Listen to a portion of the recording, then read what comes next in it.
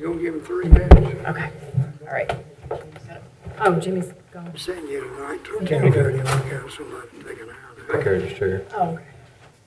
I thought he disappeared there for a moment too. Yeah. Thought we were missing him. Good.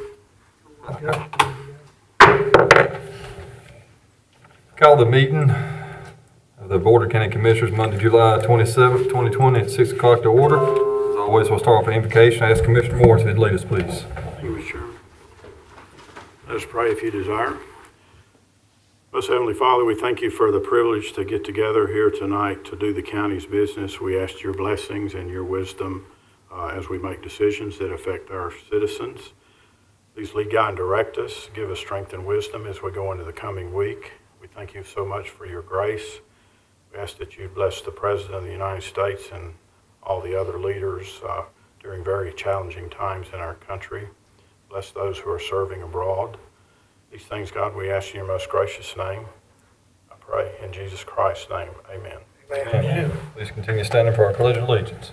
I pledge allegiance to the flag of the United States of America and to the republic for which it stands, one nation, under God, indivisible, with liberty and justice for all. Get a motion for approval of the agenda. Yes, sir. Flop's back. Second.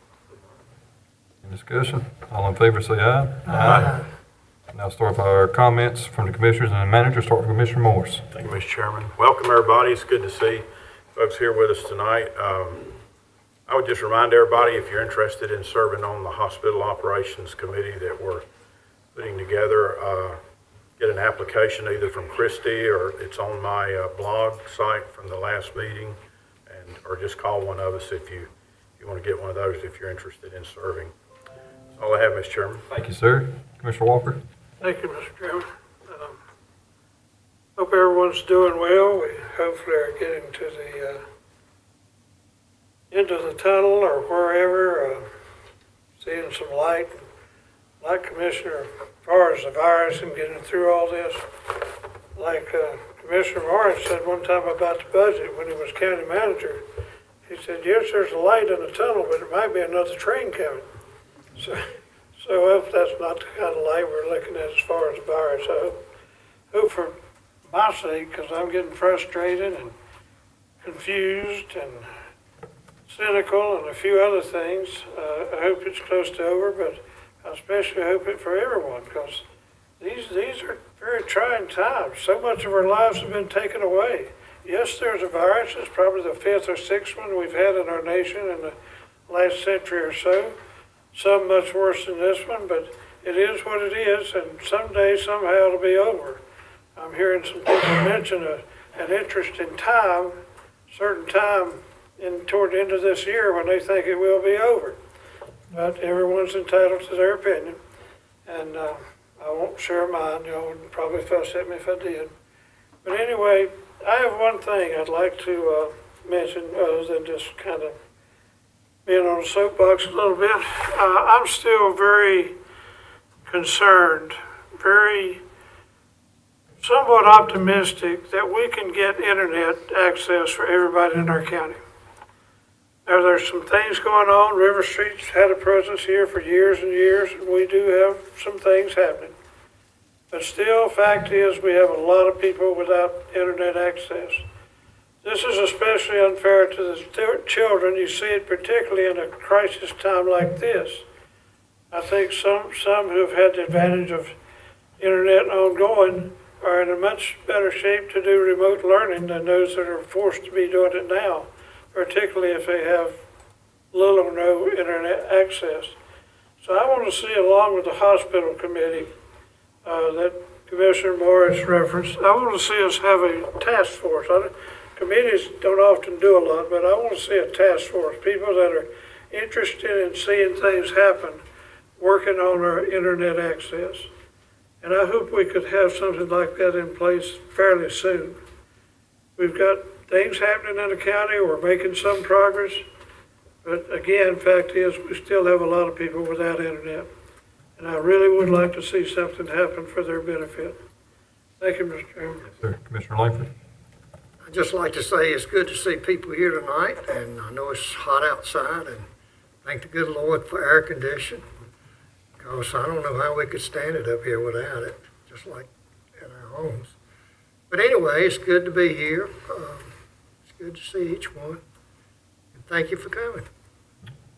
Commissioner Mendenhall? Thank you, and I also echo Commissioner Langford's comments. As always, I'm glad to see everyone that comes out and participates in a governmental process, and everyone that is watching it on live stream. Also, welcome to you, and as we go through this meeting, I hope that you are able to make sure that you hear and see each and every person's comments that they make. And looking forward to a good meeting tonight. Hopefully a short meeting. And I'm counting on our chairman to lead us through this short meeting tonight. So I'm not putting you on the spot, Mr. Chairman. Thank y'all for being here, seriously. I like to pick with them once in a while, but thank y'all for being here, and that's all I have, sir. All right, thank you, sir. Good to see y'all. Jake? I have that. Okay. Thank you, sir. We'll now move on to our public comments. Looks like we have one to sign up to talk tonight. We'll give you 3 minutes. Mr. Savarsi? Hello, my name is Sriananda Sarvasri, Walnut Cove, North Carolina. I have some good news for you. Announcement of a cure for COVID-19, 2 cures actually. One of them I've mentioned before on my website and also in other documents, and in my presentation last week, 2 weeks ago, on why we're so sick and what we can do about it. Colloidal silver is a broad-spectrum antiviral, antibacterial, and according to Herbert Slavin, MD, founder and director of the Institute for Advanced Medicine, he tested colloidal silver against SARS virus, found that it eliminated 90% of SARS viruses in 1 hour and 99% of it in 24 hours. So that's good news. Another good news is another cure for COVID-19 that was announced by Dr. Richard Bartlett, MD, and also by Congressman Ralph Abraham, who is also an MD. And there's some links to their presentations in the handout that you have.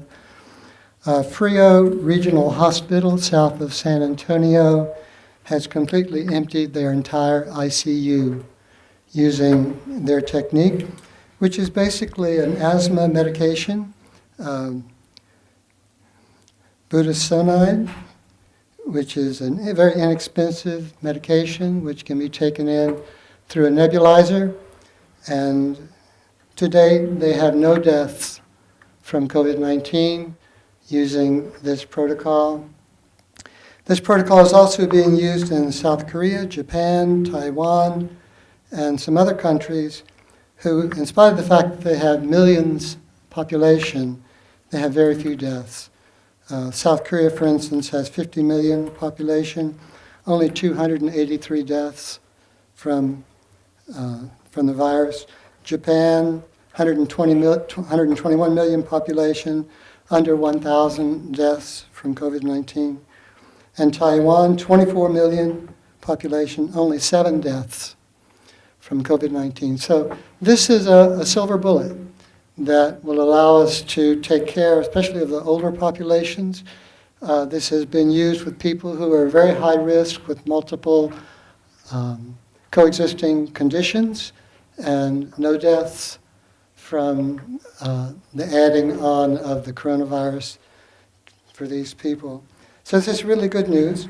All of the information is in the announcement that you have, and also on my website at rebuildhealth.com. There's a blog post, Why We're So Sick and What to Do About It.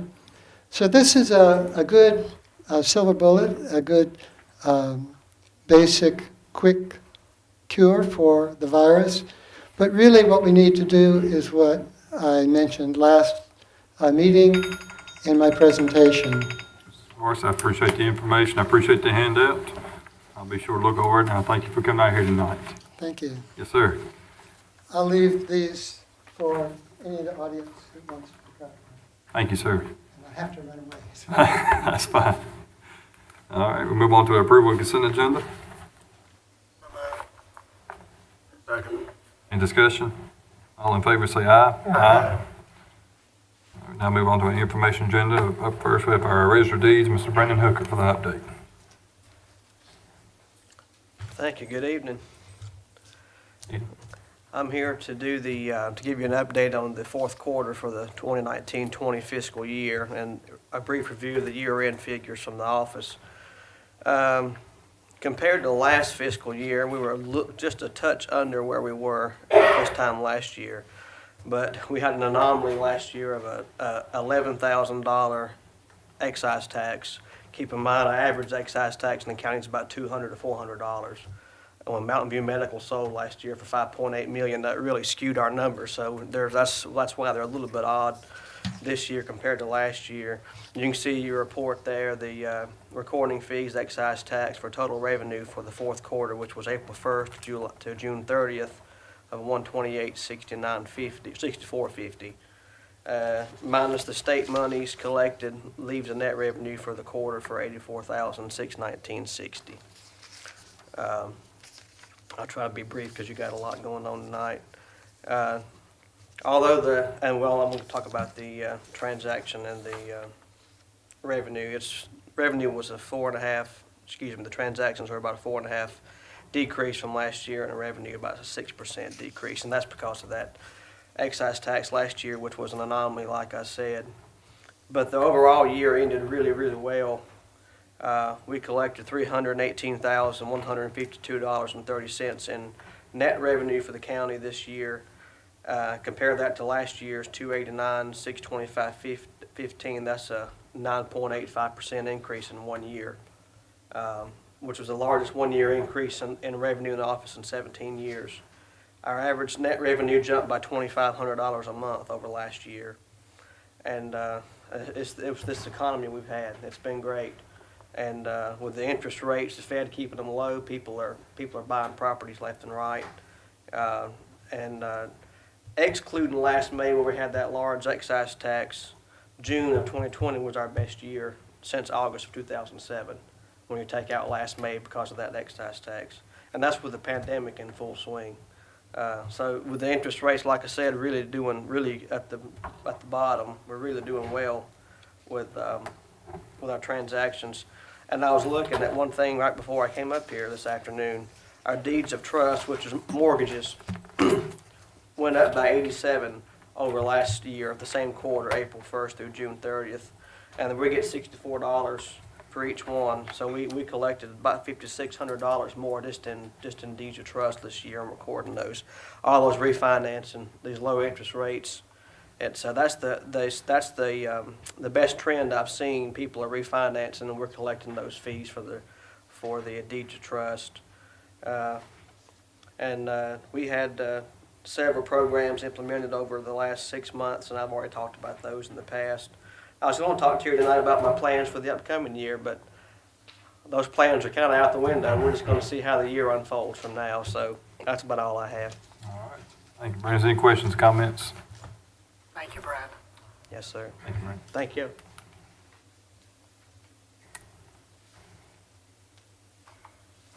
All right, we'll now move on to our discussion agenda. Item A, the Meadows Waterline Project update. Mr. Chairman, this would like to update the board on exactly what's going on and bring them up on what's been playing out over the last couple of months. And we have Bill Lester here from LKC Engineering, and he's here to inform you on good news and answer any questions the board may have concerning the Waterline Meadows. Thank you, sir. Thank you for being here tonight. Thank you, Chairman and Board. Like Mr. Oakley said, I'll start and try to be brief and maybe recap the last time I was here. We were talking last time about the merger regionalization study and the things that are going on there. Maybe a little bit that the Water Authority had done. But more importantly, you may remember last time we were talking about funding. You know, we were starting to look at the Meadows project and doing some things, looking at targeting different types of funding. I think we were already talking about USDA rural development, but more specifically, we had talked about what we might could do with USDA rural development, but we wanted to try the North Carolina Department of Environmental Quality Drinking Water State Revolving Fund program. That program had applications due in April, and we knew we would know within a certain amount of months. So as we're working forward with the project you had engaged us on, going towards a USDA PER and looking at it, we were using all that information and submitting for that. So first, before we get into some of the other things that you may have in your agenda packet, I think there was a handout that was discussed earlier that came probably since those went out. They were emailed probably last week. I know the dates, looks like it's in the future, but I think they were emailed out a little early. We were funded for the project to serve the Meadows, and you're going to get a map and the letter, I think, passed out if you want to take a look at that map. I'm just going to try to, on a somewhat of a big scale, talk about what happened there. But the project that we submitted to DEQ was 26,000 feet of water line in and around the Meadows area and connecting back to the Danbury system to help alleviate the problems working with that system and the well problems with good well water out near the Meadows. The project included making some improvements to the existing well that has been started but not finished out there, a new production well, an elevated storage tank, and a booster pump station to make all of this work. Now that project as submitted was $5,208,600 is what we submitted to DEQ. And this letter is telling you their intent to fund. Translated, we scored well enough and you're going to be funded. And the way that you're going to be funded is $3,906,450 of that total. 75% exactly is going to be principal forgiveness. That's their word, which means grant. You do not have to pay that part back. And the remaining 25% is going to be a 0% interest loan payable over 20 years. So not sure how you feel about that yet, but that was the greatest news, the greatest grant percentage we could have ever dreamed of. I think USDA rural development for a project like this, I'd have been excited to see 45 to 50%. I think would have been maybe the upper limits there. Not a guarantee. We might could have stretched it a little more. But anyway, this is great news, and not only do we get 75% grant, the 25% in loan is 0% interest. So there's a lot to be said for that too. And the map kind of shows the area. Again, it's a high-level map. Design is somewhat in progress, but we'll have to do a lot of other things now. There'll be preliminary engineering reports for this program that we'll shift into, which we've already started doing some of the work for the other programs. And then, we'll continue on with design, and there'll be some more design as this project has morphed into something even better that'll better serve the county. So as you go through this project, you'll be getting some information in the next month or so. There'll be things you'll adopt, saying, yes, we're going to accept this and move forward. The letter before you shows the milestones you have to meet to keep that progress moving. Those milestones are not a problem, not unless something really bad happens. As a matter of fact, in talking with the manager and folks this afternoon, we would like to trim those dates to do things a little faster. So that's where we're at on that. And again, $5,208,600.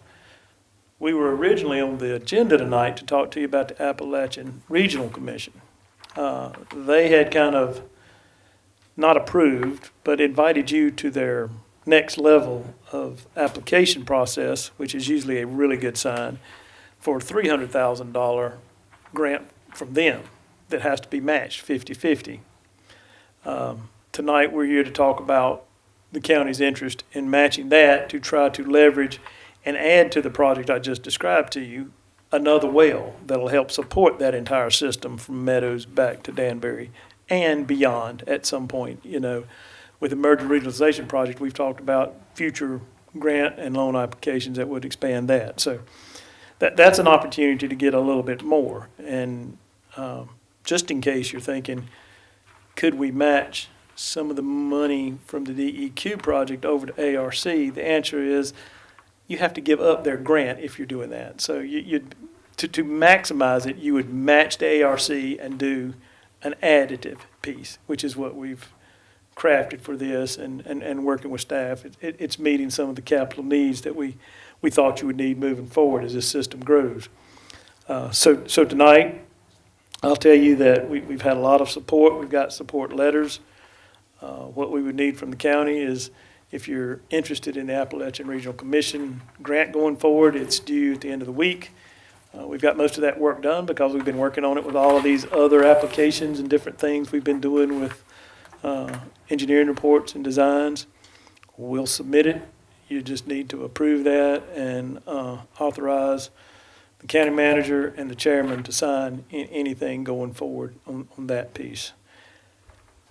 I said a lot probably, and those are a lot of things. I hope that's some really good news, and I'm ready to answer any questions you might have. Questions, comments? Mr. Walker? I was gonna let someone else go first if they wanted to, but Seen that look. very, very perceptive, good peripheral vision also. Thank you, Mr. Chairman. Good to have you with us this evening, and Thank you. especially since you're bringing good news. When you submit these grant proposals or requests to the grantors, what are some of the key points that you're including about the need for this system? Because they must have been pretty significant for us to be this far along this quickly. But what are some of the main things you're seeing that justifies the need for the system itself? Well, let me start with some things that we can't change. When you submit these applications, different agencies look at different things. For instance, with DEQ, they look at Stokes County, they look at income status, poverty status, and some things like that. There are points with that each area gets, regardless. It's X, and that's all you get. Then you look at need and project benefit and those things. In your case, what I would say stood out, you know, we pointed out your average water bill. That actually gave you some eligibility, as it would with USDA rural development. But there's probably some bad news, some people think, in that, as far as, you know, you have to have it a certain level to be breaking even, but it also gives you some benefit in certain funding programs. In this particular case, you had two systems separated. We talked about regionalizing. This project ties them together, and it takes a bad situation over here with some well problems, not just water quality, but sometimes quantity. I think right in the middle of applying for this in March, April, you were trucking water in because the tank was drained. I mean, you have some problems like that where the well can't replenish fast enough. We include things like that. And you had kind of that perfect, some water quality problems in orders that were given and things. And when you kind of bunch that up, you've got a really good project. We knew it all along. We just didn't know, you know, you never can guarantee, right? USDA rural development is something we're very familiar with. You can kind of ease into where you think a range is, but this DEQ is just such a very competitive program. You kind of have to cross all the T's, dot all the I's, so we hit all of those things. Then you get all of the things that you can't change, you know, just because you're Stokes County in this area and these are your water and sewer customers and this is your rates. I can't change those, but we present them within the overall benefit. And we make the request of certain points, and you scored, as we like to say, on the front page. You know, you scored well enough to be funded. Again, very, very competitive, but it was a good project. And I think when you couple need, in other words, financial need, water quality, water quantity, and regionalization, those things it's very seldom all of those things can work into one single project. Thank you, sir. Thank Mr. Morris? Thanks. Yeah, hey, Bill, good to see you. Good to see you. Does this run a water line back from Meadows to Danbury to connect to the system? So I haven't had a chance to look at all this. Yes, sir. Okay, so you go right, you kind of trace right back where the sewer went? Not exactly. Preliminarily, and it's really just preliminarily, when we go through the PER and design to kind of verify it, we're going to leave Meadows kind of Dodgetown County home back to 89. Uh-huh. As you know, the sewer project took, Yeah, we quote come- unquote, the good side of the road. Mhm. The other side of the road's a little dicey. Yeah, oh, yeah. So trying to avoid that, and I know it's hard to see this. I got to put my glasses back on to count, but if you follow back down 89, the piece of 89 we're skipping hardly has any customers anyway. Yeah. So you're actually going a better route to pick up customers. It Yeah, we probably is talked the about preferred doing the route sewer. anyway for customers, because sewer, you don't tie to a force main, right? Yeah. Water, you can tie to it the entire distance. So Mm-hmm. that's another reason. So kind of, not only is it the best, it also serves the most. And we think that when the PER alternatives are sent into the state for their blessing, we're pretty sure that's all that's going to happen. Yeah, I don't see any problem with running it through that route. I think we talked about doing the sewer up that way one time even. Probably did. But what's the, on the loan portion that we have to pay back over 20 years, you said about $1 million over 20 years? It's, Is that roughly? I shuffled that around some here. It's 1.2 million or so, and it's 0% over 20 years. So when's the first payment? Would that be our next? When the project is over. When it's over At the completely. end of the project. And it would take at least, what, a couple of years to put it in? Yeah, if you look at those milestones, they're a little scary. I think Mr. Oakley and Wills already said, "Yeah, I hope you're going to go faster than that," and we hope so too. But the state sets milestones, and 3 of those milestones are theirs.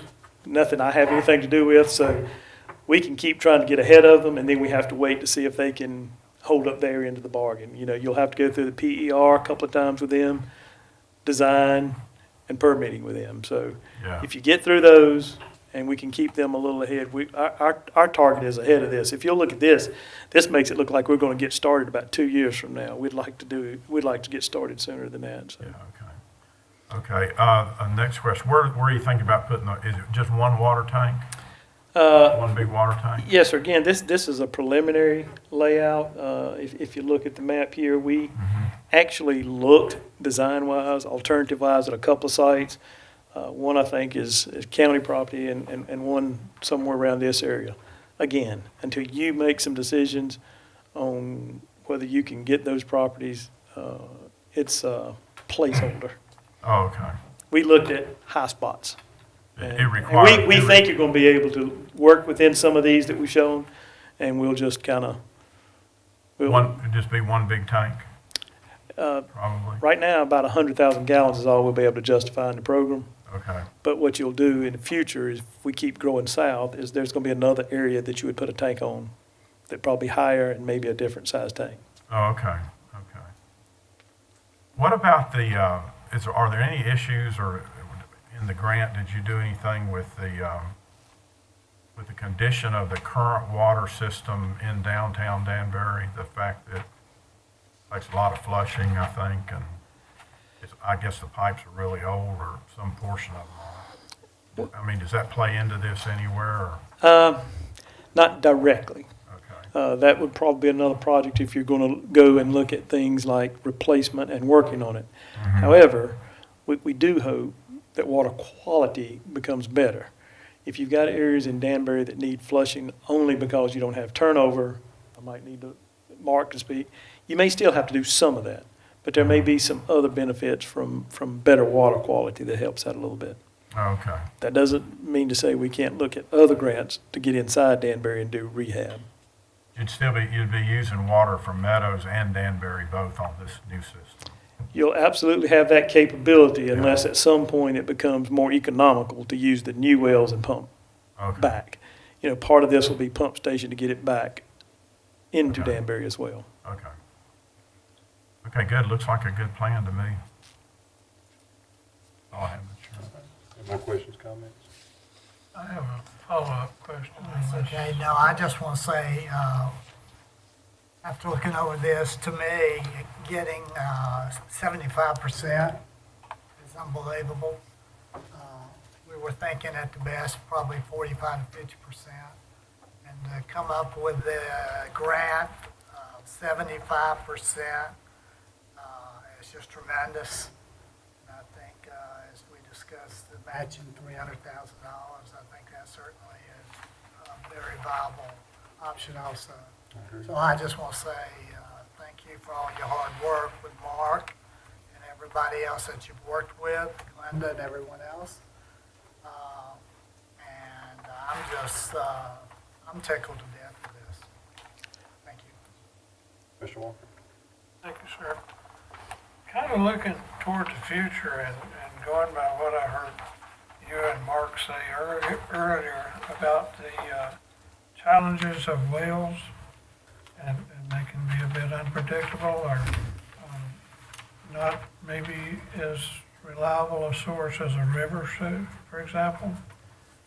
If at some time in the future, Stokes County is able to get a permit for the dam to have a water station there, what part of this system would be needed or could be used then? And thinking, you mentioned going south, there's other water systems in the future that we could tie into, make it even more of a regional system. What would be the challenges, if any, in spreading down to Walnut Cove, for example? They're still using wells, and if we could get water from the river, a more reliable source, we might be able to serve a larger area of the county. But what do you see as far as what I'm mentioning? I don't really see an obstacle other than funding.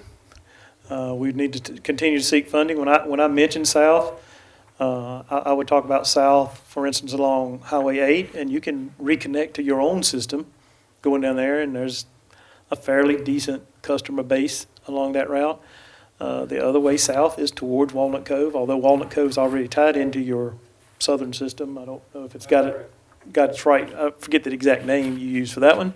But so yes, all of those things are good. You know, we looked in the merger regionalization study at those things. We looked at a line out 311 towards Rockingham County and Madison system. So, you know, we looked at a lot of those things. They're all viable. The water plant, everything, you know, those are all large ticket items, especially the plant, but they're all viable.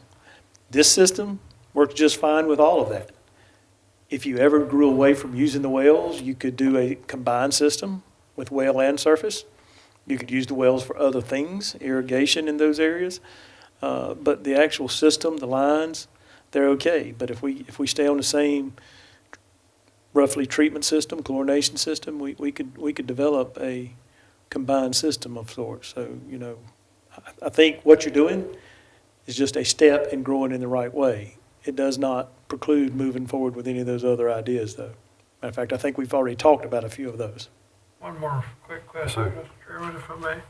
Are the lines that we're putting in the ground for this system large enough to handle some expansion? Yes, sir. Now, there will be some limitation. We can't just make them overly large because, number one, the funding agency will not allow us because Right. they're going to put some limitations on the design and the information we send them. And Mark will not want them, but so large. You build for a little bit of future, but the larger you get them and don't need them, that's when that water quality becomes an issue. You just can't get that water to turn over. So there's a happy medium for getting it as large as you can without causing a problem. Sounds good. Thank you, sir. Thank you, Mr. Chairman. Mr. Langford?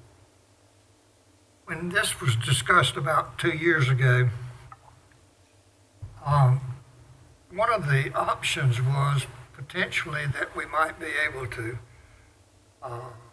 hook up to Rockingham water system. Has that been looked at? Yes, sir. The merger regionalization study looked at that, but to get to Meadows, that's a much more expensive option, especially if you're trying to look at getting to Danbury. If you think about it, where Meadows sits, you still got to run everything we're proposing in this project, even if you went there for the source. So what this project really does is does the most feasible alternative for wells to get that done. But in the merger and regionalization study and other alternatives for the future, we're still looking at that 311 interconnection, coming around, connecting into your system south of Meadows, so that you could serve that area, areas towards Walnut Cove, whatever you needed to, and supplement if you do going forward, just like we're looking down Highway 8. But again, just funding-wise, the objective here, this was by far the most cost feasible and kind of the first step. But all of those things, we kind of agree. And I was involved in the 311 piece that comes to York County line on that side, so I think that would be kind of a welcome interconnect there. Now, he's talking about wells. We already have one at the college, right? I think you've got one and one undeveloped. And we're going to develop the undeveloped and add one. All right, I like that grant setup. I can't stress enough how great that news is. That's I sat through the Infrastructure Authority Board meeting by Zoom just to make sure they didn't change their mind from their agenda. Commissioner Moore. Just one quick question. Is there a $300,000 match for the loan and then a $300 for ARC? Actually, the ARC is independent. It is Okay. 300,000 grant if you will do a 300,000 match in the application, and then we'll find out a few months down the road.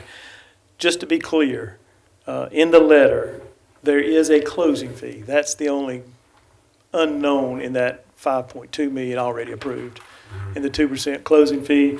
And it's a little ambiguous. It says a loan fee of 2% will be invoiced after bids are received.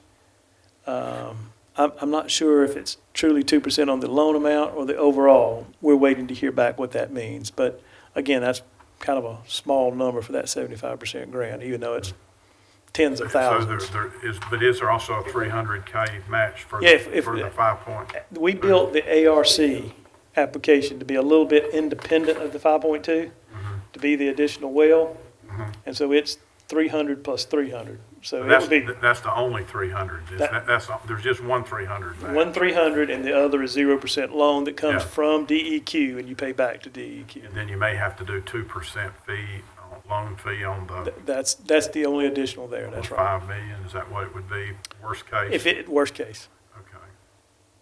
Which would be what? That ain't that much. So. Okay, good. What's the justification for doing the ARC match, the money from them? To do what, did you say? Well, Or if we want to do that? we passed the first hurdle with ARC before we knew about DEQ. At the time, we thought ARC may become a playing partner to our USDA rule development. Well, they liked the project, so they invited us to the full application process. Okay. Not everybody that goes that far gets funded, but a lot of them do. So we had started the process, and then we learned of this. Well, to keep from losing any of this grant, we decided to make the ARC stand alone. And the only way to make it stand alone in this process would be if we choose to make a complete independent well that can be independent of the DEQ project, and it would require the match. Their requirement of the ARC program is they can only be 50% of the total. So if you were to choose not to do that, that would be okay. The 5.2 million doesn't go away. We still got it, we keep moving. But to try to gain access to another 300,000 in grant, that one would require a $300,000 match. And that gets one additional well. Okay, but a well doesn't cost that much, does it? $600,000? For the development of these, the last ones we built, it's going to take most of that. Is it? Well, that's not just drilling the well, that's No. a bunch of other stuff That's along the there. housing, all of the chemical treatments and everything involved in getting it connected back to the system. Okay. I'll probably support the ARC one too then. And really, other than the questions about DEQ and the Good News Project, I think tonight, the main reason I was here is to seek your input, and if you wanted to pursue the ARC, to authorize the manager to sign off on all the documents. Any more questions, comments? As I said earlier, my main thing is everything's good news except for the execution contract date. Like I said, move up about a year ahead. Think we can get that done. We gotta try to speed that up every chance we get. All right. Is everybody in agreement to the letter of support for the matching grant? I think so. All right, is everybody okay with putting that on action agenda tonight? Okay, does that include the ARC thing? I think that's It the, is the ARC. the ARC is the It is really the only ARC. action agenda. There will be some other nights that you'll see some of the DEQ documents start to trickle in, but Okay. So right this now is it's to just a approve the notification. ARC. Approve a 300 for a 300. Yeah, I'm good with that. Jimmy, you good with it? I think so. Ernest? Right, okay. We'll place it on the action agenda tonight. Thank you, sir. thank y'all.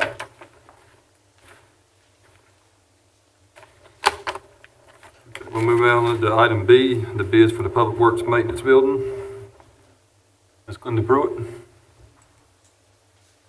gonna make my section short and let Perry come up. Thank you. But we did receive the bids for the maintenance building that's going on top of the hill here. We received 5 bids. Colt Simmons Construction was the lowest. I'm gonna let Perry go over all those details. It was under our budgeted amount that was in the 19 and 20 project. Just a reminder on the next item that you have on the agenda, if we put both of these projects together, Julia did some talliation on if we just went for financing one time, we could save $54,150 because we would only have to pay those administration fees one time. So I just wanted to point that out. I know they kind of go, they're 2 separate projects, but I wanted to mention that. We kind of put that on the next item. But I'm going to let Perry go over some details of the building, so if you all have any questions. Thank you, Glenda.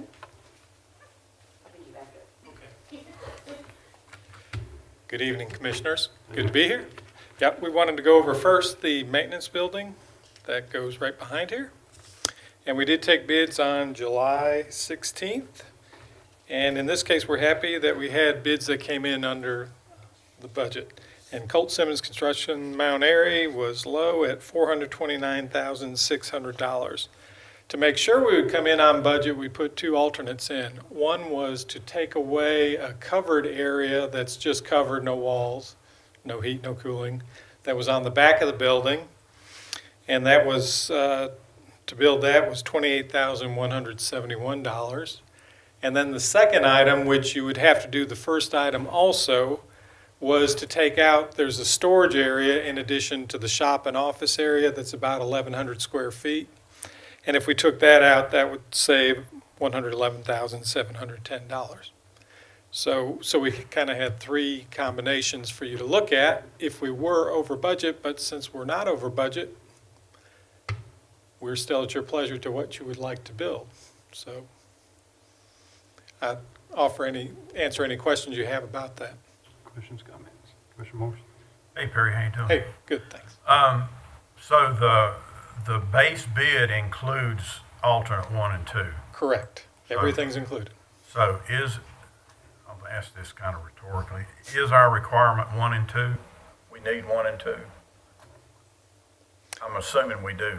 That's That what was we- the preference. That Since you was- bought the maintenance building or storage building up on number 8, some of the storage of some of the implements that would go under that covered portion that was behind are being taken care of. So that isn't 100% necessary. Well, we just need to understand from the county staff what the real requirement is, and if it's for alternate 1 and 2, I'm fine with that. If, also, my other question, the base bid, Colt Simmons is the cheapest, including 1 and 2, so that base bid covers everything, that $429,600. Correct. Okay. And if you look at the bids, all the bids were very close together, which means everybody was looking at exactly just about the same thing, which is a Yeah. good sign. Now I can answer your other question, Reed. Okay. Mark and I talked about if we needed to give up something, the canopy we are utilizing the storage building that was purchased from Michael for a lot of the items that was gonna be under that. As you all know, storage is always an issue with all of our items, so, but we could probably do without the canopy. If we Versus ever the needed a storage. canopy, I felt the staff could build the canopy less than Yeah. that bid amount. So I agree. If it's something needed. And actually, this bid cost represents $128 a square foot, which is today's dollars, really good. So if you tried to build it later, I could just about guarantee it's going to cost a good bit more. I didn't do all the math, but what if you eliminate the canopy and the storage? Is Cole Simmons still the low bidder? Yes. Okay, Each combination they're low. okay, in every comment, okay. Hey, I'm good, straightforward. It's just what's the real requirement? Do we need the storage and canopy or don't we? So I'm good. If you justify you need it, then I'll support it. I kind of agree with Mark on this. It can't be something that can always be built later on, but the storage is something that seems like we got to go with up front if we're going to go with it. I kind of take this right here with just taking alternate one off, be my decision. Which one is it? You have to put the other one? If you The take second one. So, The second yeah. one. So we could eliminate the canopy, and I think we can make do if we get to keep the storage. If you pull the storage out, then the building the canopy goes against is gone. You got to have the storage. So if you have to have the storage, that's what you're saying? You still need the storage. Do you have to build a canopy? No. Oh, okay, okay. It's the other way around. The other way around, right, okay, So if you take the canopy off, it would turn into a 401. okay. I'm fine with doing that too. $100,000 less what we bid, what we budgeted. Yeah. Mr. Walker, I seen you had your hand raised. There are a couple of things. Excuse me. One is, I'm not ready to say yes or no about the canopy until I understand more of how all this fits together. Can Mark or Jake or someone share their thoughts about how much use we would get by having the canopy there? How much it would help? The canopy is something we probably utilize to park tractors and outside equipment under to keep it out of the weather. But again, I felt even going in that the canopy was something that my staff could build adequate for shelter for outside equipment without having the contractor do it easy enough. Right. I'm sort of mixed on this because it'd be nice just to have all the project done and everything there and in place and usable and place to park your equipment and everything as well as your storage. And we're looking at about, 6-7% of the total project cost for the canopy, something in that range. So I could go either way on that. Storage, definitely yes. Whole project, definitely yes. Canopy kind of mixed. I'm a little bit leaning toward just going ahead and doing it, even though we could save some money and having everything done and in place all at the same time. I just didn't want to lose my storage. I'd gladly give up the canopy. I sort of hope you don't have to give up either one. That would be great.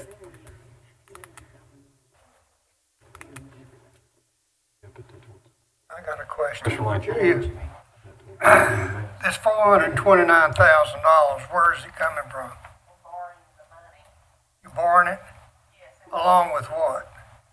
Want to combine the EMS and this project together because when we save $54,150 financing costs when we combine them. I understand that, but at one time, I think at our last meeting, we were talking about the funds coming into the county was down about 13%, I think. That's sales tax. Sales tax. So that tells me that we don't have as much revenue coming in. It also tells me that how urgent, I don't know how urgent this project would be. Because when you're spending $500,000, you sort of need to know where it's coming from. And I don't see anything on that. Project ordinance was done last July, the 22nd. The board approved it, this and the EMS finance through the budget in 19.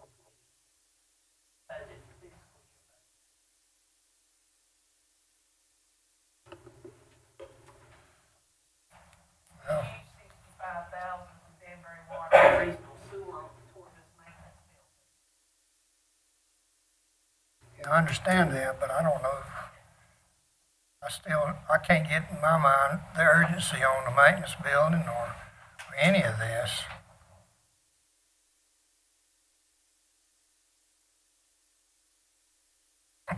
Commissioner Mendenhall, do you have anything? I do, but I want to combine mine when we get to the EMS station. Okay. Got some more. Commissioner Morris, go ahead. I think the justification of the building is the guy's been working under a lean-to for the last 20 years with no bathroom. That's part of the justification for it. The other question I have is, do you have equipment that's sitting outside now that needs to go under this canopy? Or, Most of it is under another lean-to out there. I mean, is it dry or wet though? I mean, if we got equipment sitting out that's not covered, then I wouldn't be dragging around about building a lean-to. If everything's covered for the time being, because the equipment goes bad sitting out in the weather. That's absolutely correct. There's a front loader out in the weather. So, I mean, if you guys are just gonna come right behind them and build this, I guess we need to know how much you'd save by doing that or whatever. Otherwise, we should approve both of them. I mean, we should improve the canopy too. Mark, do you have an estimated cost of how much you guys could build it for? I do not. Not at this time.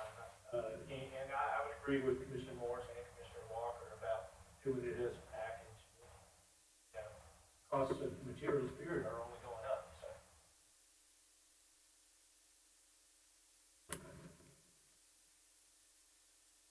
Yes, go ahead, Commissioner.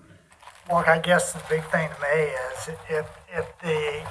you were saying that you could build it cheaper than what's in the thing, but I mean, how much? I mean, do you have any idea? I don't know. It would pull my staff. Because- Something else that might- Because to me, if it's not a huge difference, I would say go ahead and go with it all together. Because didn't we say it was 429? And without it, it was 401. So we're talking about $28,000 difference here. So I mean, to me, 28,000, and you know the cost. I mean, you don't know the cost exactly right now of what it would cost you to bid, but to me, $28,000, and it is going to cost a certain amount. I think we should just go ahead and go with the whole thing. That's my opinion. Thank you. Thank you, sir. Commissioner Walker. Thank you, sir. If my numbers are accurate, the initial amount we allocated for this project was 500,000. So we're coming in approximately 70,000 under our estimate. Is that, have I missed something or? No, you're right. Help me if We I had it have. all in too with fees and everything else, so that's probably about another 28,000. Another 28 puts it up to about 460, just shy of 460. Still, we're a fair amount under budget for this whole project. And that helps me also want to go ahead and just do the whole project at one time because we're really doing all right as far as these bids. They came in pretty well, looks like. Yes, we're very happy with that. Like just a little shed on Let me see it. This canopy goes all the way the length of the building, correct? No, 1,100. the distance of the storage. Just the distance of the storage? So what kind of area are we talking about? That's one question I was having. I'd have to look it up to see the exact, it came out about, what was it, about 24 feet, something like that, and that was across, I think, 48. Okay, so it's still pretty good size area. You could fit more than one piece of equipment in there. Okay. That was one question. I guess that's where I got confused at, because I'm thinking if you just put one piece of equipment for $28,000, you can buy something a whole lot cheaper than that. But It also has concrete under it too, so substantial.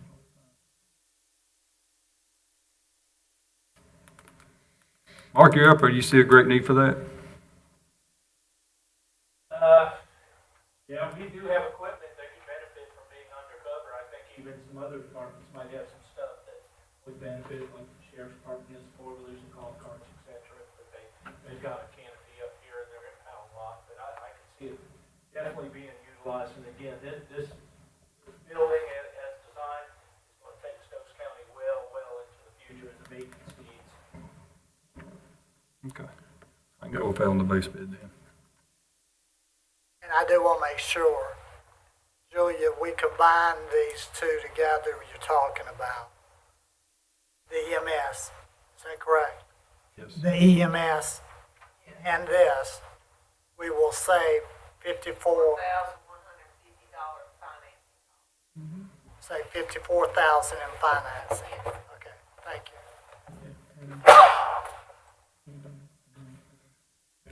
Is everybody in agreement with this on the base bid? Yeah, doing both, right? Yeah. I am. All right, is everybody fine with moving this action agenda tonight? No, I don't want it on the action tonight.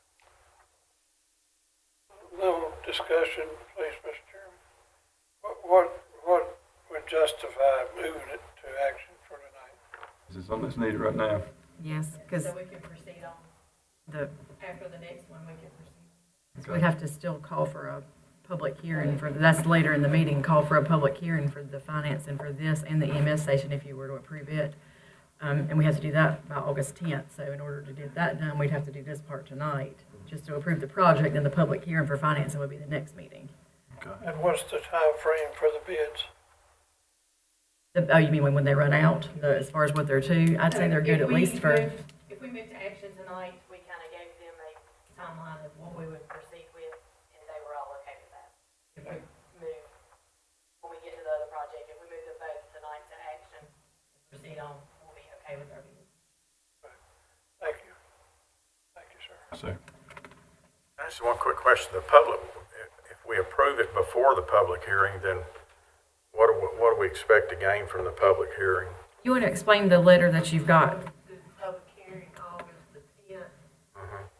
Then you will approve a resolution, all the resolutions afterwards, the night of the 10th. So it's not really approved until then, right? Then it really, You gotta approve, you gotta award the contract, so I can send that in to LGC. Mm-hmm. award it when? Before? I gotta send the application in next week. Okay. So are we just doing a public hearing because the statute says you have to do one? Yes. But wouldn't you normally do them before you approved a project? Yeah. Normally you're in the process of doing it all at the same time. You're approving, the contracts and everything, so the contracts have to be approved, and they send it into LGC. Yeah, I understand you're up against the LGC schedule and everything, so we gotta meet all that. It's just that I didn't want to seem disingenuous by approving something and then taking the public's input afterwards. Otherwise, We've always done the public hearing after the project's been approved. well, I'm thinking like the budget, we do the public hearing before we approve the budget because we want to know what the public thinks about it. The financing, you're approving the financing, public hearing, Not the project. getting the comments back from the financing of the project. we pretty much approved this on last year's budget. Yeah. So that's when it was approved anyway.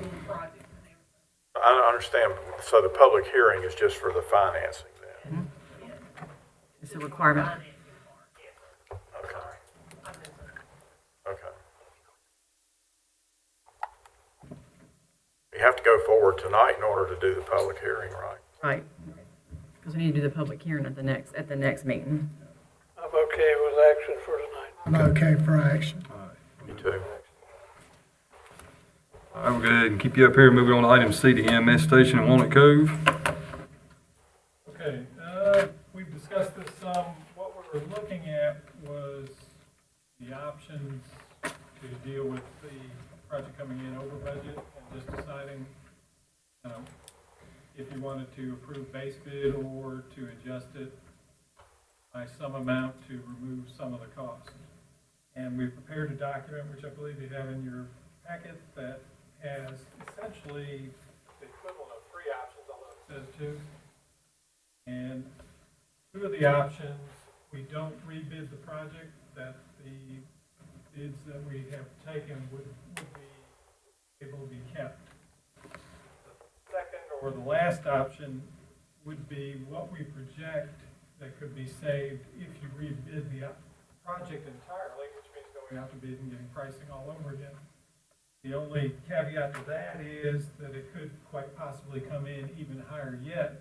So that's why I tend not to recommend rebidding for the amount of money we think we can get out.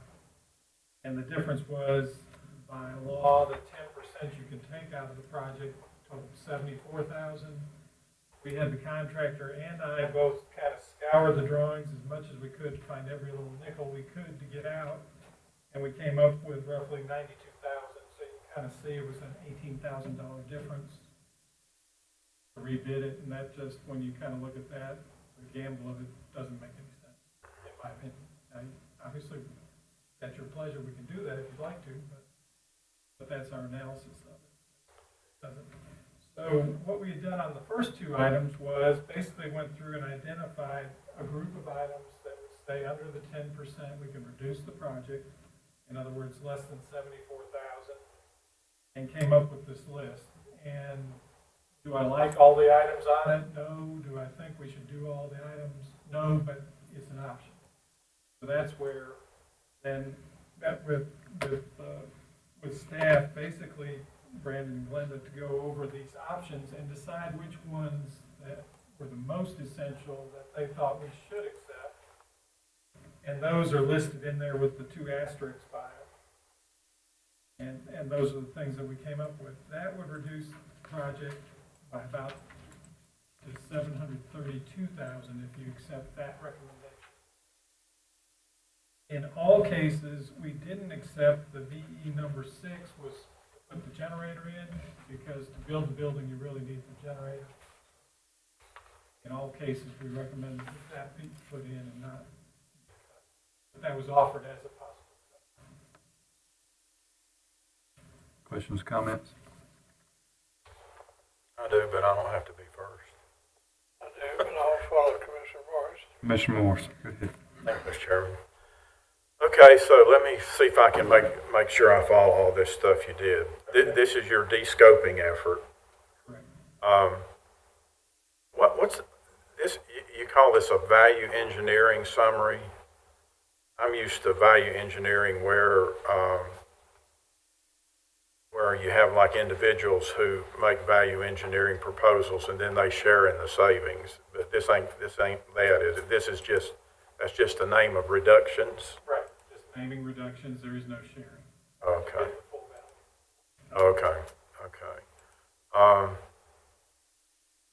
So that's another kind of value engineering then, right? This list of things to cut. Okay. So if we cut, when I read this last night, what I was leaning toward was, I wasn't sure what the generator thing meant, would be in bold and everything, but I was leaning toward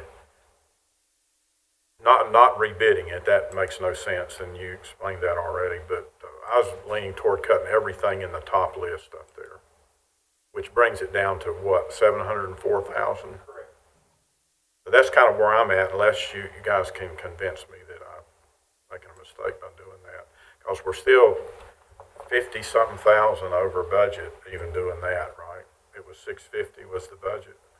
Correct. There's some items in there that to outfit the building, you would have to provide those items.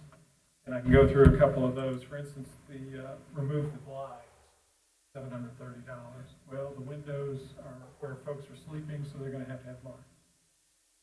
And they actually did blinds in number 3, that the same number of bedrooms actually cost a good bit more than $730.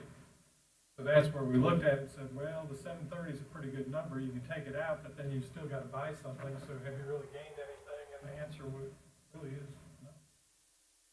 Sheet. How about sheet? How are you put newspapers up?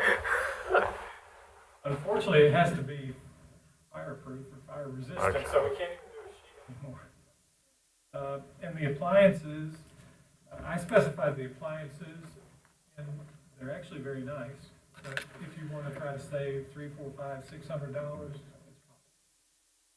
the savings of the $4,900 really isn't going to happen. So what I'm trying to do on some of these items, and that's what we went through the list for, was do they make sense to do or not do? So there's some in there, like replace the stone veneer. Everybody wanted the building to look a little better from the front than just a metal building, so they felt like that was worth something to at least talk about and think about. It's that first one, I think, right there. I see one thing here, get to save money to changing the concrete to asphalt. Correct. Oh, God, I didn't go down far enough. Not sure I'd go with it right there, mainly because, this asphalt's not gonna last as long. We're gonna end up spending more money in the long run. Brandon, how heavy is some of these vehicles running on that? They're 14,600 pounds. So the concrete will last probably 3 times longer easily. So that's why we put it in there, that it's a savings. You can take first cost out, but it doesn't make any sense. So that's what those double asterisk ones are. Doesn't make any sense unless you can't afford it. Right. And if you can't afford it, then you take it out because it's first This cost. is an affordability question as well as all these technical things we're talking about. And the number 16, the last one, actually is changing from the luxury vinyl tile to regular VCT. The luxury vinyl, you can damp mop, and it doesn't require stripping every 6 months. So the ongoing cost of it is less. Lasts probably, I would almost say VCT lasts longer. I'm not going to say it's something that lasts longer, but when you take the expense of stripping it and doing all the things you have to do to maintain it, it ends up being less money to have the LVT. In the other building, we actually did hard tile, and that has worn extremely well, but when we looked at kind of where numbers were, we didn't even put it in this building because we didn't think we could afford it. That was, Any Commissioner? thank you, sir. 3 things, if I can remember my 3 things. One is, there's more than just cost we're looking at here. One thing I'm looking at is historically, we have a challenge attracting and keeping paramedics. And so I think we need to look at this building from 2 perspectives. And I'm not talking about being extravagant. I'm talking about functionality and creature comfort. I would like to see us do as much as we can to do it right to start with, to make our paramedics, who really going to be spending a lot of time in this building, as comfortable as possible while they're there. I don't want to skimp on appliances and blowers and things like that unless we just absolutely have to. I'm not looking at just throwing money away, but I really would like for this to be nice. I'd like for it to be another reason why when paramedics come to Stokes County, it's not a big thing, but maybe something in our favor of keeping them here. And the other thing is, I'd like input, if I may, Mr. Chairman, Yes, sir, go ahead. from Brandon. And I'd like your thoughts, please, about, have you seen this list? Yes. I'd like your thoughts on what you're seeing on our list. Could you share them with us, please? Yeah. No, Brandon was actually with us when we went through it, so he's. Yeah, we kind of met with it, about all of it. You know, the lockers, that's something we can go back and add later. The landscaping, not needed, all we need is grass, that's more upkeep. The stone veneer, we could do metal all the way down, but the looks of it, the one in Pinnacle, we did brick, and the stone veneer is actually cheaper than brick, and it actually looked better, and it's gonna be here for 30 plus years. The front porch, we took it off, you know, that's no big deal. The front porch is not needed. The roof slope, for $6,000, you change it to, instead of an A roof, to pretty much about a level roof. As far as looks, I don't think that is look as good. Could be water problems or more flat roof. The light fixture, we was fine with that. The flagpole, I believe we could get that, cheaper.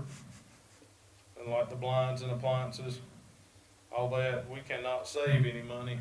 Because, we're gonna spend that money anyway to get it. The blinds at Station 3 were around $1,200 to get them, because they gotta be fire retardant per the fire code.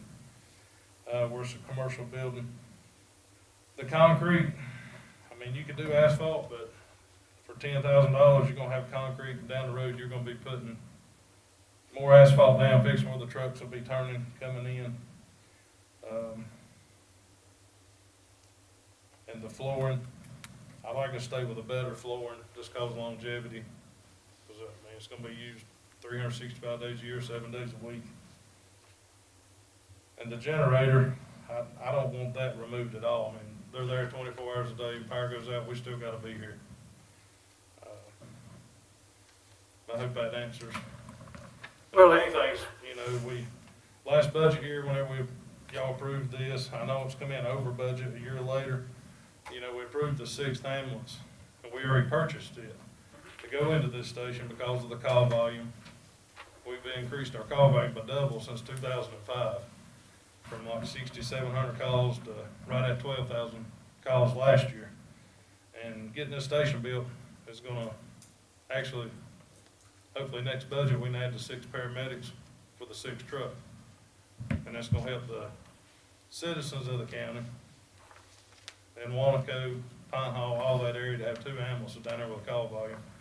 And hopefully with us having that truck at this new station, we will be able to keep the ambulances in Danbury and Lawsonville more in their district, so whenever people call us there's an ambulance sitting there in their district not responding from other districts. There's a lot of calls that the ambulance in Danbury leaves Danbury and goes to Wanaco because the ambulance not there. It's just a need for the 2nd ambulance in Wanaco. Well, I want to see something as nice as we can have reasonably. Again, we tend to be a little conservative in our approach toward things like this, and that seems to work usually. But I want it nice for the community as well. I want it nice for the paramedics who will be there. I want something that appears nice for the community that it's in. And the one over on, what's that, Chestnut Grove Road? Mm-hmm. It's worked very well. Yes. And it fits into the community well. I still feel a little bad that we didn't do the wellness center for Wanaco, because I know people had their hopes up and they really were wanting that. And I don't want to see us do the same thing with the ambulance station, the EMS station, because we've pretty much told the people we were planning to do this. And I think for us to stump our toe now and pull the plug like we did with the wellness, not me, but certain others, for the wellness center, would really hurt that community. They would not like that. I wouldn't if I lived there. And so I'm on board, and I not only want to do it, I want to go ahead and do it right to start with. Do as much of this as we can do to start with. Yes, it's over budget. We have little or no control over that.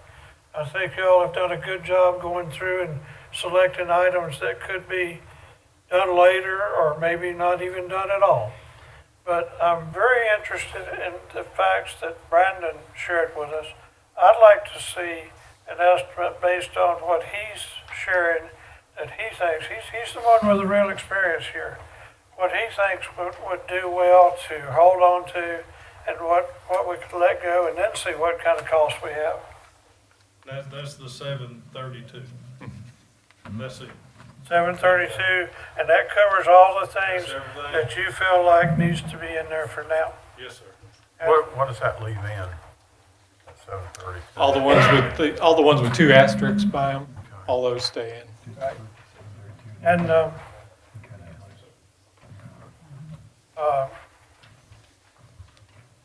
I think it's sad that we've waited as long as we have, because had we been able to push the button on this earlier, we might not be looking at the cost we're looking at now. And so, like you were saying, if we wait, we're really rolling the dice. it could jump up another 100 or so, whatever. We don't know, it could come down, but we're rolling the dice if we wait for where we are now. So I'm on board with going with what Brandon says he would like to see left in, and approving this project. Sure. Commissioner Manal? Thank you. Let's remember one thing. We are dealing with an EMS station, emergency medical services, which provides to me, you know, when you think about our departments and you think about law enforcement, education, social services, health department, I could go down a list. To me, EMS is extremely vital. I've unfortunately had the time where I've had to utilize them twice with 2 massive heart attacks. Fortunately, they were within 6 to 7 minutes of my house, which is the only reason I'm sitting here today. Commissioner Walker, I think, did you not have a motorcycle accident right down here? Yeah, I got deer ran away and I went to Baptist. Okay. And now I'm gonna have to remind you, Commissioner Walker. Did your wife come pick you up, or how'd you get there? Brandon sent me over there. Okay. So He sort of handled that. EMS handled that. Yes, Is that sir. correct? Yes, sir. And I was glad that I he know that for a fact because I was the first commissioner to come and see you with my wife when you were in the hospital. I remember. I came right out there after you were taken. And luckily, we had someone close by that could get you on out to the hospital, because I know when I got out there and I saw your son and your wife, Brenda, and everyone, Pretty serious. this is like some of our, to me, EMS, going along with law enforcement, education, social services, health department, many of our other departments. There's economic development. I cannot eliminate any of our departments, but EMS is certainly, to me, as crucial as we can have. And I just, I had some numbers pulled up here, and I'm going to call them out. The Walnut Cove District in 2019 had 2,109 total calls. Unit 1, which is Walnut Cove, made 1,632 of those total calls. Unit 5 made 332, which was Danbury. Unit 2 made 107, and Unit 3 and 4 made 38. So we had 2,109. And looking at our call volume for the past 15 years, it has practically doubled. And we have got an ambulance now sitting there that I think is, one of them is a model 2015. And we've got an ambulance that we put in the budget and purchased. And Brandon, if I'm not correct, you tell me, the new ambulance that we are getting or have bought for the Walnut Cove Station will not fit in our current station. Is that correct?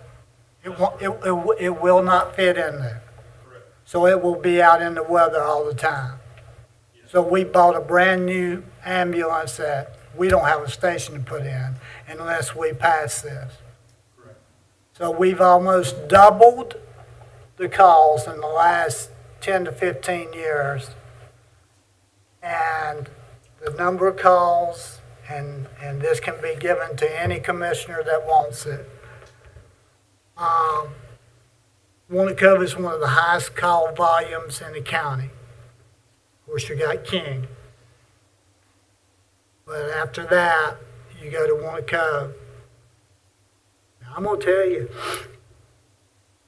the land was donated. We didn't have to pay 1 cent for that land. You got the land being donated to you. That ought to be the first sign that we need to go through with this. Because there's not many times that the county gets the land donated to them to do a project of this nature. The call volume is skyrocketing, increasing 500 to 1,000 calls every year, basically. It's just not even in my mind that we cannot approve this project. And I'm just laying it out there 100%, Mr. Chairman. I am behind this project at the amount Brandon said of $732,000 or $733,000. And I'm going to stick with that all the way. I will not back off of that number. Thank you. Yes, sir. Excuse me, sir. Commissioner Mendenhall, what was your number? 732. Which leaves in what Brandon Yes. suggested that we leave in. There's still things Brennan can see, if he sees cut, we can still come off that number, but I agree with what you two said also. I'm full agreement with going ahead with 732, and Brennan, stuff you see fit that would actually save us money, not cost us money in the long run, I will back you for it, all that 100%. So. Commissioner Morris raised your hand right before you, Commissioner Walker. Yeah, I have a question. What's the value of the current building you guys are in down there, Jake? Do you have any idea? The current building that they're in? Oh, not right off the top of my head now. Can we sell that building to help offset the cost of this one? Or be interested in doing that? Sure. Interested in doing I'm good with 732. I'd like to take out those double asterisks, but I know it'd be stupid to do it, so I'll leave them in. I'm good with 732. Thank you, sir. I'd like to sell the building down there to help pay for this. That's a good idea. I like the sound of Other that. building. That makes sense. We have, our county is different from a lot of other counties. We have 3 municipalities, 2 kind of, in perspective, and for our county, 2 kind of major ones and 1 smaller one. And we don't have a hospital or doctor's office on every corner. So, but the best thing we can do for the safety and assurance of our citizens, in my opinion, for emergency medical services, is to have adequate facilities and adequate vehicles and adequate staff to serve the needs of our citizens, because we got to depend on them. You take Ernest, if he gets in a fight with a bear up there at his house or something and needs to go to the hospital, he wants that ambulance there as quick as it can get there. Every minute counts. I'm glad it got there. I don't know how long I laid on the pavement after the accident, but I was glad when they were loading me in the ambulance. So I support good emergency services for our citizens. And also, we can't offer, again, I'm being a little redundant with this, but we can't offer to our paramedics the kind of pay that larger, more populated counties can.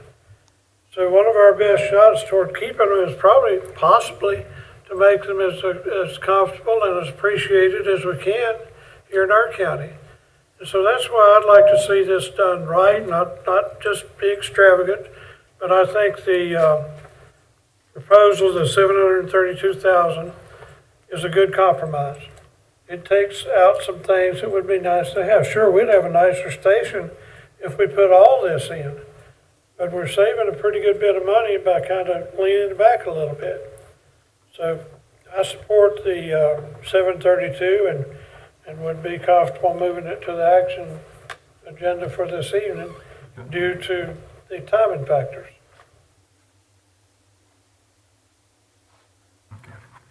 Commissioner Morris, the value of that one they got now is $146,600. So that would help offset that a whole lot right there. Up a little bit, yeah. You got a turn. You got a turn. No, I won't. All right. Is everybody good with moving that to action tonight? All right, we're going to move on to item D, the request for a hearing of financing of EMS Station 1 and maintenance building. This is just basically what we talked about earlier for the public hearing for the financing, and it's for the two items you just moved to the action agenda, so we'll just need approval after those items are approved in action to call the public hearing, which I will send to the paper tonight, and they'll put it in the paper this week and run it. And the public hearing would actually be at the beginning of your next regular commissioners meeting on August the 10th. Okay. So, Everybody good with moving that to action tonight as well? Aaron, thank you. Thank y'all. Yes, Good to sir. see you. Thank you, good job. Okay. Item E, the county recreation study, Mr. Will Carter.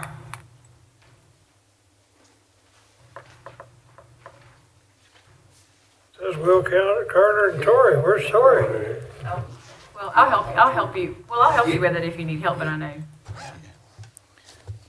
At the last meeting, Commissioner Walker had asked that we look into doing a county recreation study or survey when we were discussing the YMCA contract. So Tori and Will put together an online survey with some questions that's in your agenda packet. And we discussed with Dill Hall about maybe using the county information line to send out a call once this is approved as far as the verbiage in the survey, to let citizens know that might not see it on the internet, or if we share it somewhere, for them to complete it, that if they want a paper copy, we can get those out to people and try to get as many people as we can to actually take the survey. So we just wanted some input on your thoughts on that, as well as input on any questions that are on here you'd like to see changed or added or anything like that. It's probably the most cost-effective way to get a recreation study or survey started. Right, if they do the all-call, and encourage the citizens to go to the website and take the survey or do it, we'll put it on Facebook as well. They can do it on Facebook. Try to get all the responses we can to the questions. If y'all like the questions, and if you don't, we'll start over or change whatever ones you want changed. Mr. Morris. We try to keep it kind of simple because we know a long survey won't get responses. People get tired of answering questions.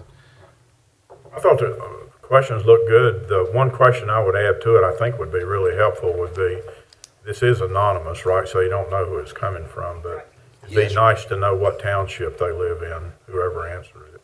Okay. Yeah. So we could sort them that way. It just asks for the zip code. Yeah. Township covers municipalities too. More questions? Either way, zip code, township, whatever y'all would like us to say. What would be more definitive? Whichever is the most definitive is. Well, the zip code would tell you really the different areas of the county along with the townships. I'm going to say that the majority or a lot of people, they don't even have no idea what township is. Right, so to go with zip code? I'm not meaning to make fun of anything, it's just the townships are not talked about or dealt with as much as they used to be years ago. I think if you ask that question, you'd have to put a map of the townships on there with it. But everybody knows their zip code. It should. I hope. As long as that gives you a good enough answer about north, south, east, west. Right. I'm not sure it would. I don't know what zip codes show you. I've never analyzed anything with them. Yeah, because we don't have to do it immediately. Everybody good with that? What's that, sir? Everybody good with that? With what? With all the questions, everything? Y'all good I have with it? some comments or Okay. questions. But I just want to make sure we know where the people are from, and it needs to be fairly definitive. And I don't know if zip codes will tell you that or not, so I'll figure that out before you send it out. Okay. Go ahead, Commissioner. Thank you, sir. Well, who did this? You or Tory? Actually, we went and looked at some old ones and some old long ones. Right. And picked out the questions that we thought would get us started in the right direction. I think you did a good job. Well, thank For you. about 12, 13 years, I worked in marketing research at Reynolds, and this is what I did.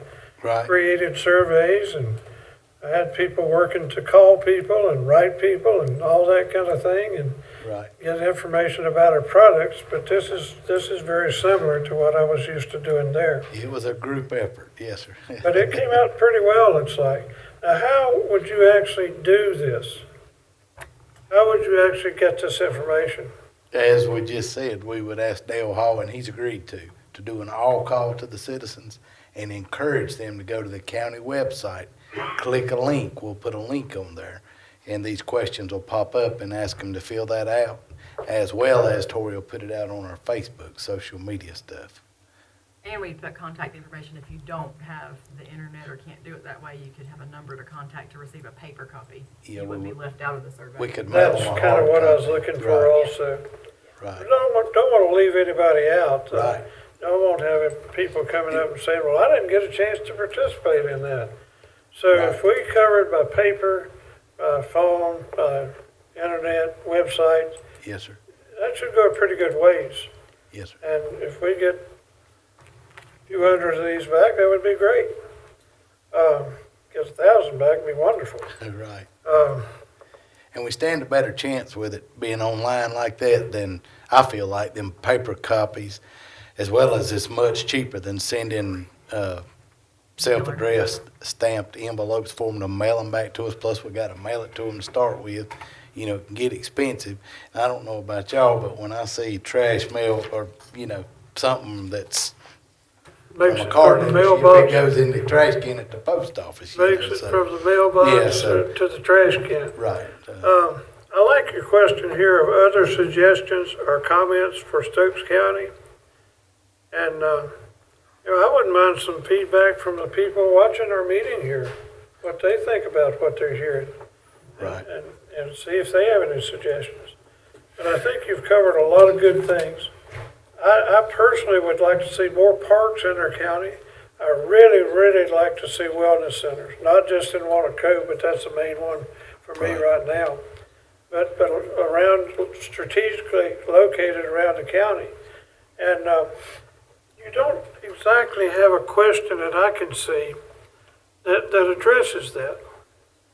Do you feel like your community needs a wellness/community center? Well, when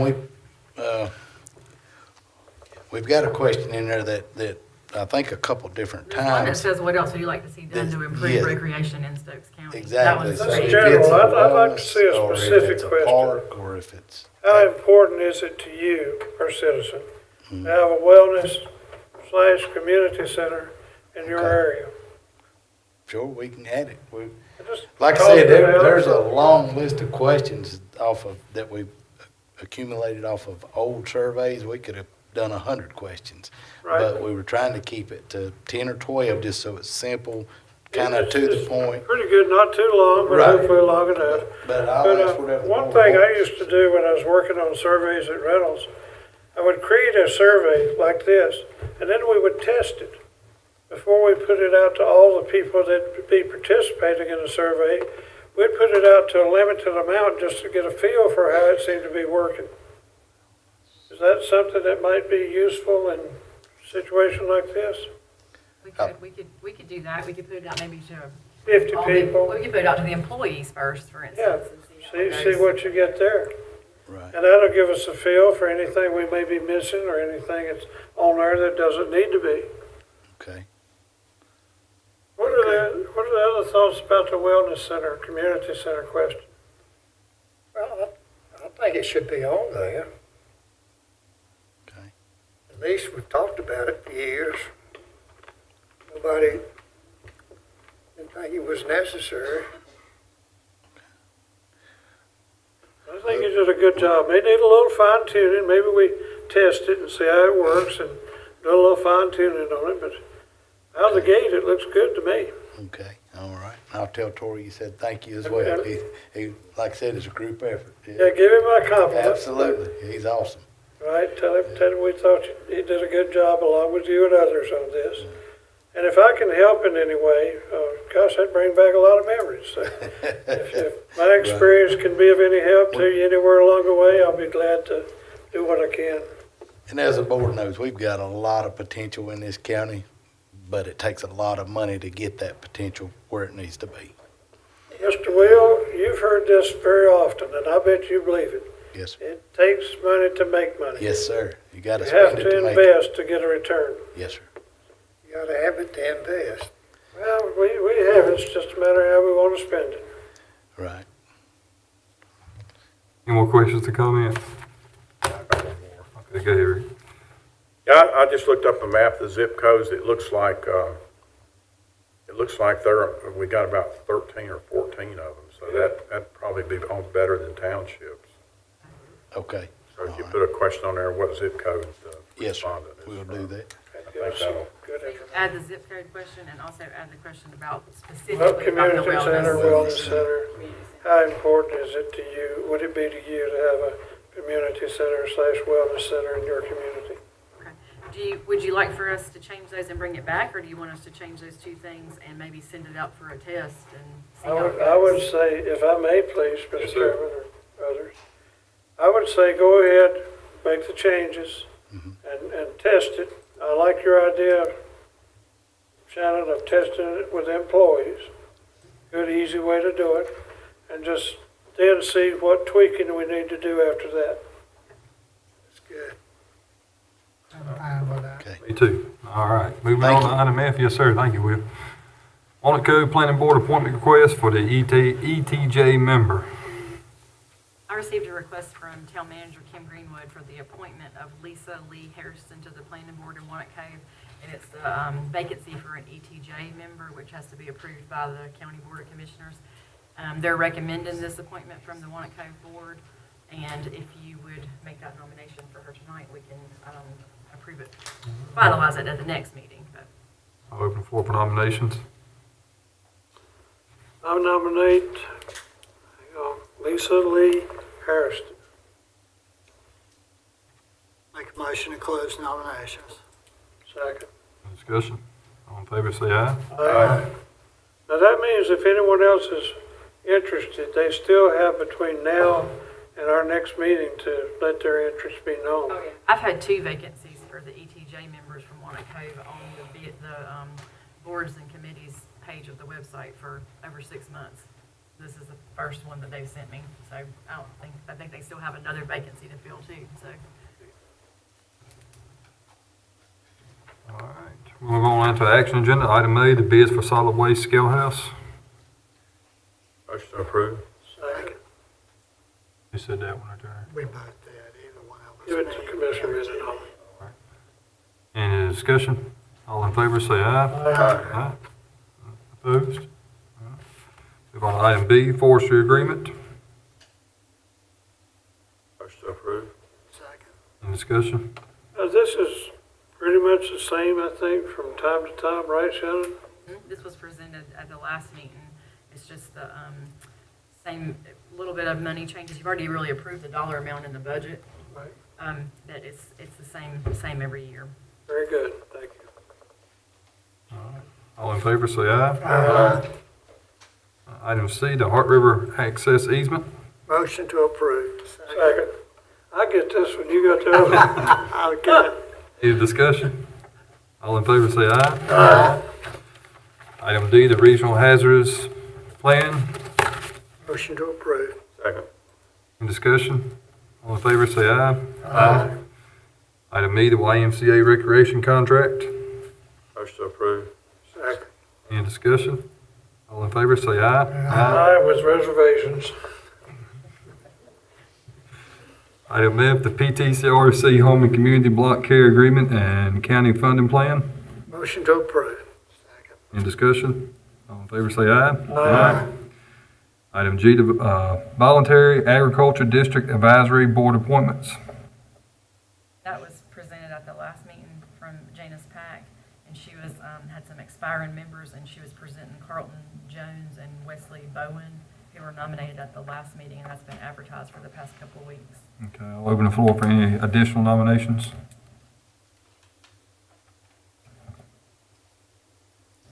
Motion that we accept the 2 that were there, Jones and Bowen. Okay. Move it to nominations be, Close. I'm sorry. Go ahead, you go ahead.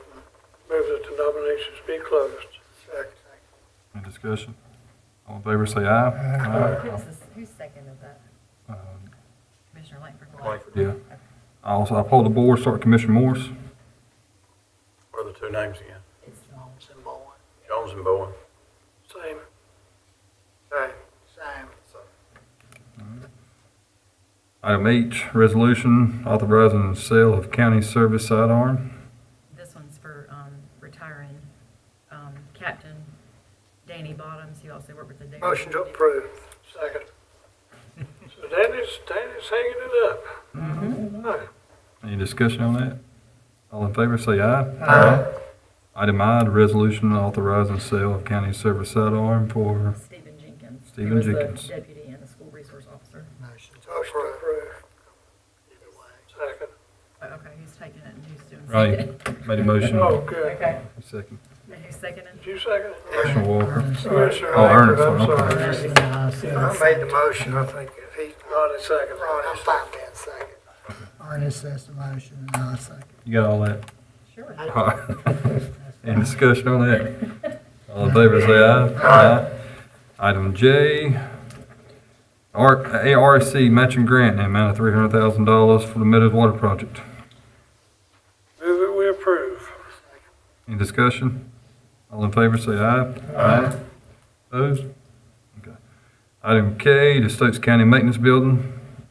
To approve the Colt Simmons construction as a contractor base bid of $429,600. Move it, we approve. Second. Any discussion? All in favor, say aye. Aye. Item L, the EMS Station 1, Walnut Cove. Approve Davy Construction as the contractor with a bid of $732,000. Motion to approve. Second. I waited for someone that time. Any discussion? All in favor, say aye. Aye. Opposed? All right. Item M, request for public hearing of financing the EMS station in Walnut Cove and Public Works Maintenance Building for August 10th meeting. Motion to approve. And that's for August 10th, right? Mm-hmm. Second. Any discussion? One thing, just make sure the combined financing is part of that, right? Combined financing of both projects? Yes. And that's how we save 54,000, right? Yeah. All right. All in favor, say aye. Aye. Opposed? All right. Jenny, if you could. Okay, so rationale for closed session: to consult with an attorney employed or retained by the public body in order to preserve the attorney-client privilege between the attorney and the public body, which privilege is hereby acknowledged pursuant to General Statute 143-31811A3, and to consider and take action with respect to the position to be taken by the county in negotiating the price or other material terms of an agreement for the acquisition or lease of real property pursuant to General Statute 143-318.11A5. Any motion going to close? Motion we go into close, I'm sorry. Ernest. Motion second. Second. Me and Ernest. Okay. Okay. Any discussion? All in favor, say aye. Aye. Meeting closed. How about a 3-minute recess? Yeah, that's what I'm going to right now.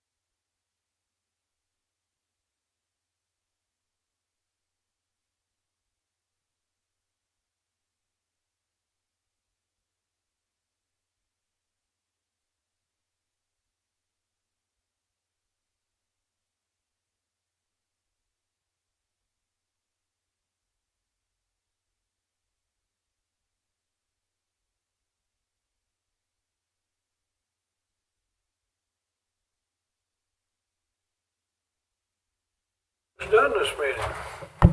Okay, you're good. All right. Do I have a motion to adjourn? Make a motion, we adjourn. Second. Any discussion? All in favor say aye. Aye. Meeting adjourned.